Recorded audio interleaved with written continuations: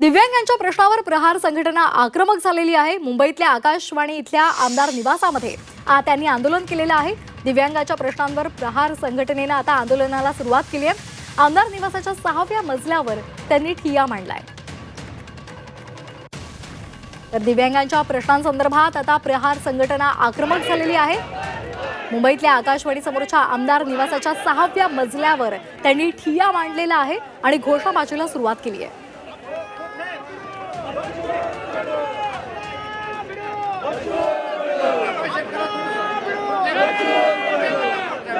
आपण हे दृश्य पाहतोय। 6व्या मजल्यावर प्रहार संघटनेकडून ठिय्या मांडण्यात आलेला आहे आणि त्याचबरोबर जोरदार घोषणाबाजी केली जाते।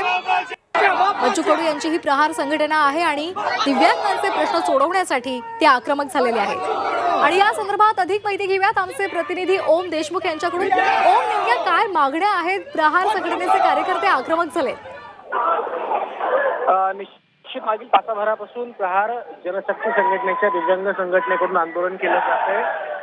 विविध मागण्या आहेत। या आंदोलनाच्या अनुषंगानं दिव्यांगांना 6,000 रुपये मानधन असेल, दिव्यांगांची कर्जमाफी असेल, त्यासोबतच पोलीस भरतीतलं आरक्षण आणि यासह इतर महत्वाच्या मुद्द्यांवरती या प्रहार जनशक्ती संघटनेच्या दिव्यांग संघटनेकडून आंदोलन केलं जात आहे। सरकार विरोधामध्ये गेल्या तासाभरापासून तीव्र घोषणाबाजी केली जाते।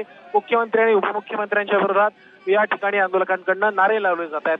त्यामुळे या सगळ्या मागण्या लवकरात लवकर मान्य व्हाव्यात अशा प्रकारची अपेक्षा या ठिकाणी या आंदोलकर्त्यांकडून सरकारकडे व्यक्त केली जाते। अगदी निश्चित धन्यवाद आपण दिलेल्या या माहितीसाठी। दिव्यांगांना कर्जमाफी मिळावी आणि त्याचबरोबर त्यांच्या इतर प्रलंबित मागण्या मान्य व्हाव्यात यासाठी प्रहार संघटनेनं आमदार निवासाच्या 6व्या मजल्यावर ठिय्या मांडलाय।